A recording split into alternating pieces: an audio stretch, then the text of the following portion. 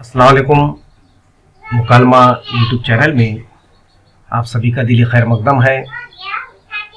हम जमात पंजुम से 12वीं जमात तक उर्दू ज़बान के वीडियोस आपके लिए पेश करते रहे हैं। आज हम जमात नहुम अज़ाफ़ी मुताला, जिसमें 3 अफ़साने दिए गए हैं, उसके पहले अफ़साने की सरगर्मी हम देखेंगे। अफ़साने का नाम है आखिरी ख्वाहिश। इसके मुसन्निफ़ है अनवर कमर। तो चलिए आप लोग देखिए, पहला सवाल, अफसाने के मरकज़ी किरदार को मुख्तसरन बयान कीजिए।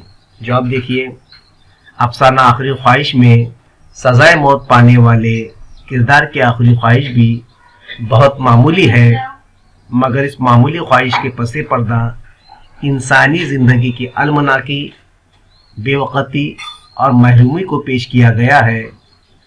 अपनी सादगी के सबब अफसाना कारी के जहन पर नक्श हो जाता है।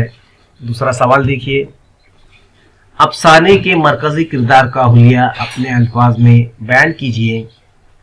आप उसका जवाब देखिए।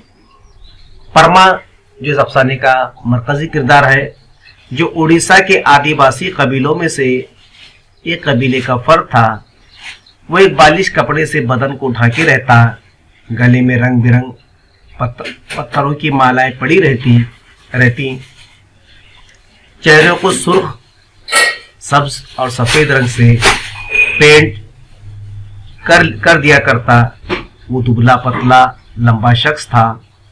उम्र 40 साल के करीब रही होगी। तो तीसरा सवाल देखिए, अफसाने के पहले जुमले हुजूर आखिरी ख्वाहिश बहुत सारा दाल भात खाने को दें, तो उसका जवाब देखिए।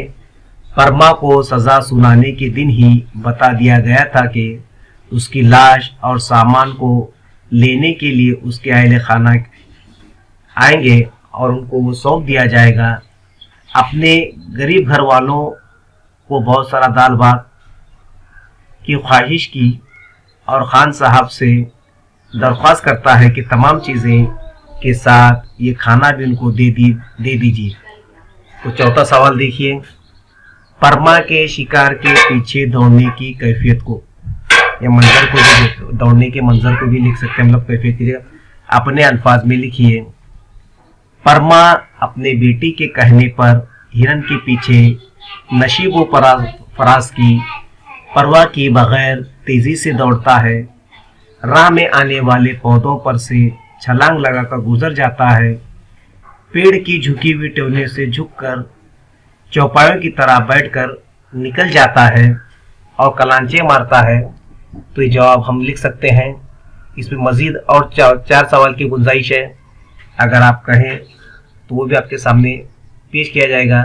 ज़रूर कमेंट करके बताइए। अल्लाह हाफिज़।